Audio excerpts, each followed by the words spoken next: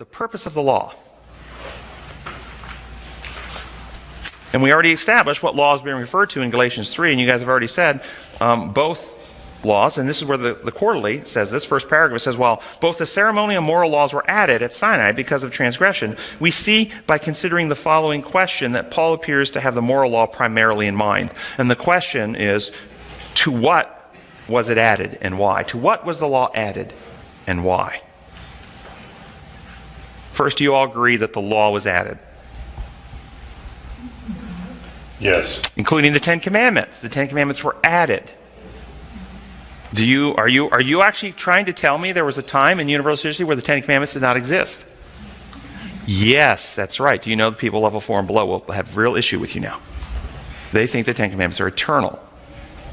Ten Commandments are added. What evidence could you cite that there was a time when the Ten Commandments did not exist? What evidence would you cite? Creation.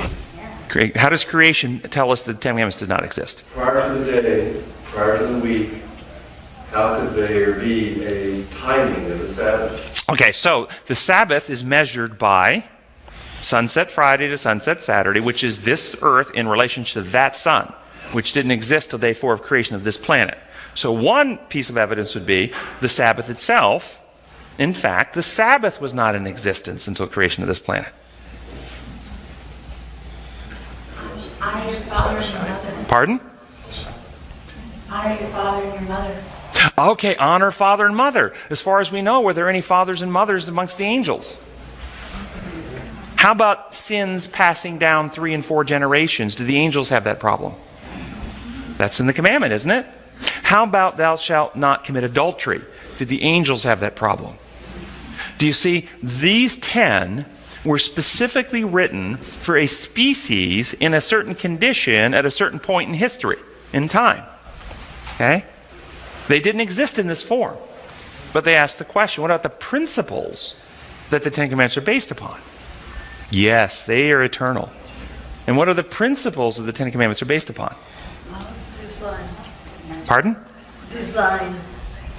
Design law, that's right. Design, which are the design principles of love, truth, and freedom. These are the big 3. Love, truth, freedom. These are the design protocols. And all law hangs on love for God and love for your man. Yes, fellow man. Also the preface, which we often leave out of it, I am your God. You know, that he starts with that. Mm-hmm. Right. And so do we hear the Ten Commandments as an obeying thing, or what you're saying as a description of what you'll look like? So back in the day, some of you may not know this, when I went to med school in Memphis, they had a hospital that back in the early part of last century was a tuberculosis hospital. And they still have this giant seal in the lobby and the floor from the tuberculosis hospital. And then if you had tuberculosis in the day, they put you in the hospital, quarantined you, because they didn't have a cure and they were separating you from spreading it through the community, right? Now, if they had on the wall,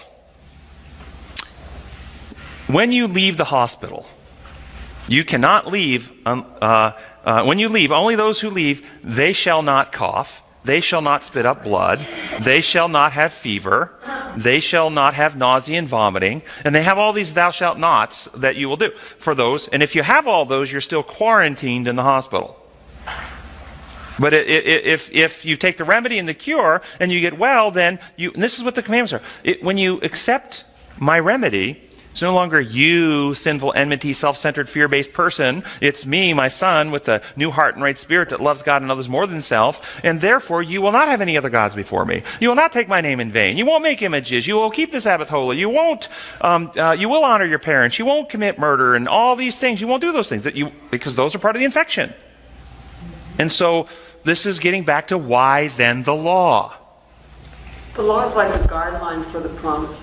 3, what are the reasons for the law? 3 reasons. 1, a diagnostic instrument, like an MRI. It diagnoses, it reveals what's wrong. We're going to unpack this, but I'll give you the 3 right now. Diagnostic instrument, MRI. Remember, the law is not given for the righteous, but for the wicked. It's not given for, MRIs were not designed for healthy people. Were they? They were designed to find pathology, to find something that's wrong. That's what they're designed for, to diagnose. Does the MRI cure people, though? No. That's like trying to get well with the law. The the Ten Commandments have no ability to get people well. They have only the ability to diagnose what's wrong. But there's another reason for the law. Quarantine.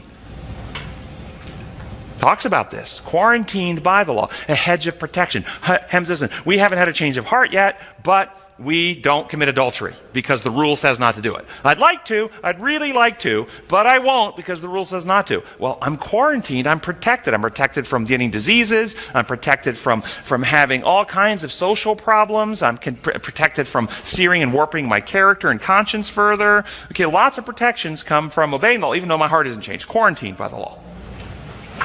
Until the remedy comes. And then the third, schoolmaster, to lead us to the one with the remedy. This is the purpose of the law. Diagnose, protect, hedge, while waiting for the remedy, and lead us to the one with the remedy.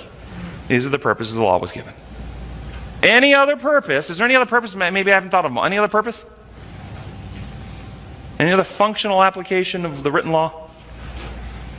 I don't want to miss something, but any purpose that plays besides diagnosing, protecting, and leading us to Christ, any other purpose in salvation is not true.